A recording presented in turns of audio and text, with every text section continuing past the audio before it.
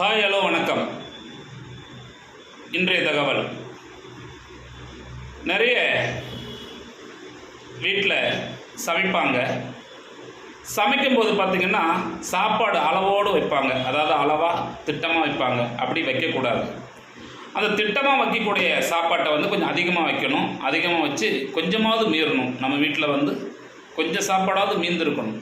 எல்லாம் நிறைய வயிறு ஃபுல்லாக சாப்பிட்டாலும் கொஞ்சம் சாப்பாடு மீந்திருக்கணும். பற்றதும் பத்தாததுமாக சாப்பாடு செய்யக்கூடாது. அப்படி கொஞ்சமாவது மீந்தால் தான் நம்ம பொருளாதாரங்கள், நம்ம வீட்டில் பணங்கள் மிஞ்சும். அப்போ பணங்கள் சேரும். அப்போ நம்ம திட்டமாகவோ இல்லை குறைவாகவோ நம்ம சாப்பாடு செய்யும்போது அது என்ன ஆகும்னு கேட்டிங்கன்னா, நம்ம வீட்டில் இருக்கிற முன்னேற்றங்கள் தடைப்பட்டு போயிடும். அப்போது ஒரு பண வரவுகள் இருக்காது. அப்போ கஷ்டங்கள் நிறைய கூடும். அந்த கஷ்டத்தை தவிர்ப்பதற்காக தான் கொஞ்சம் அளவு இல்லாமல் சாப்பாடை வேஸ்ட்டும் பண்ணக்கூடாது. கொஞ்சமாக கூடுதலாக செய்து காலையில் ஒரு எலிக்கோ இல்லை காக்காய்க்கோ ஏதாவது அது மாதிரி வச்சுட்டு போகலாம். அந்த மாதிரி கொஞ்சம் மீறுற அளவுக்கு சாப்பாடு செஞ்சு பாருங்கள். குடும்பத்தில் வறுமைகள் நீங்கி வளம் பெற வாய்ப்புகள் உண்டு. நன்றி, வணக்கம்.